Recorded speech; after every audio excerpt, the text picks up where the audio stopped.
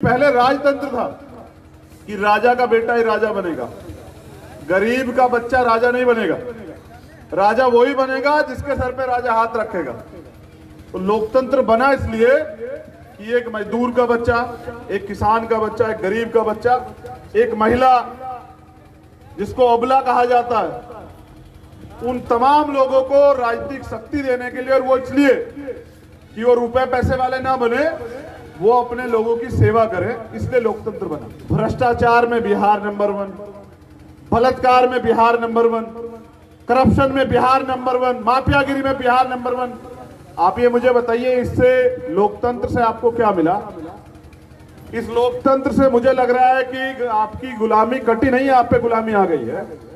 क्योंकि तय किया कि अपने महापुरुषों के सपने को पूरा किए बगैर मैं मरूंगा नहीं। कि संघर्षों के साए में घनघोर जवानी पलती है और इतिहास उधर झुक जाता है जिस ओर जवानी चलती है। समझ रहे? बाबू जगजीवन राम की धरती, ये धरती है क्रांति की जननी।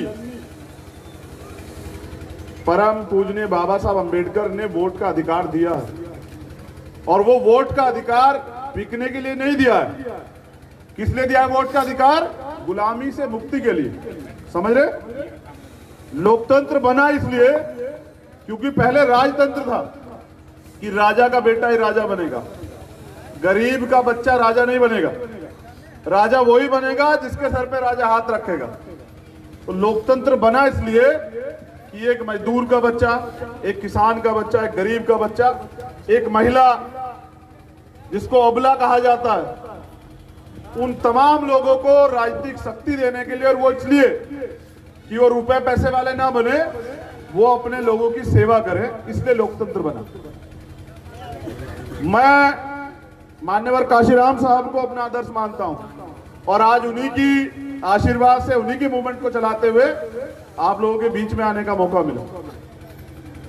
यहां मंच पर हमारे दोनों प्रत्याशी हैं पीडीए के, हमारे बिहार के जननायक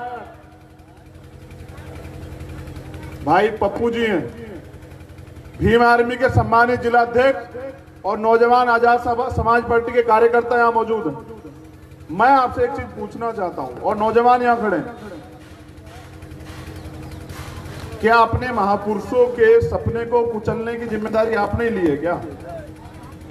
भाई बाबू जगदेव प्रसाद कुशवाहा जी ने पूरी जिंदगी संघर्ष किया, क्या आज उनके सपनों का बिहार है क्या? क्या जननायक कर्पूरी ठाकुर के सपने का बिहार है क्या? किसके सपने का बिहार है? पूंजीपतियों के सपने का? भ्रष्टाचार में बिहार नंबर 1, बलात्कार में बिहार नंबर 1, करप्शन में बिहार नंबर 1, माफियागिरी में बिहार नंबर 1।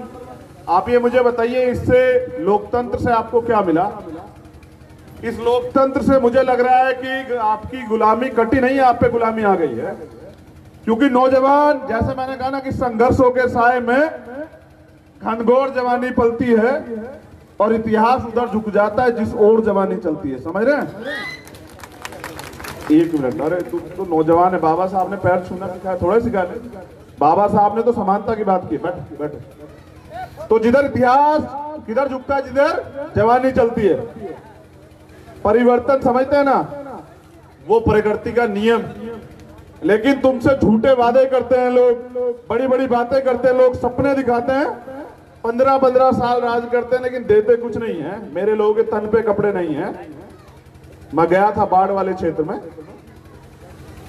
उनके सर पे छत नहीं है, उनके पेट में रोटी नहीं है, उनके लिए अधिकार नहीं है, उनको न्याय नहीं मिलेगा।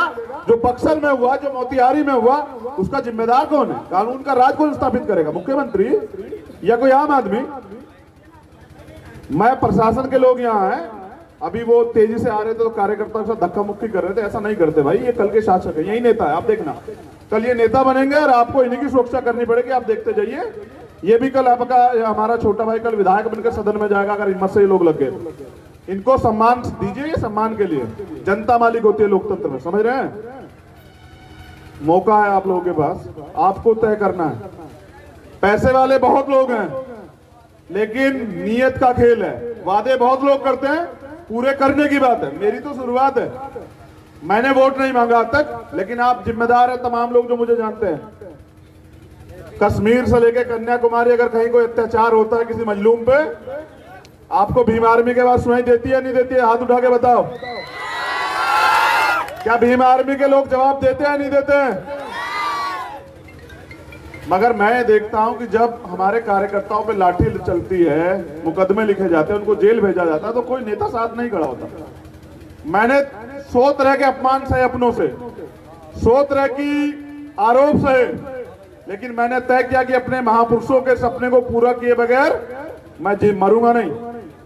तो मेरी जान, मेरे सपने तो आप लोगों तक सीमित हैं, क्योंकि इस लड़ाई जो है आपकी है। और इस आपकी लड़ाई को मैंने यहां, क्योंकि जब मैंने दिल्ली में देखा, बहुत गौर से सुनना, क्योंकि सबसे ज्यादा मजदूर जो हैं वो बिहार से जाते हैं वहां।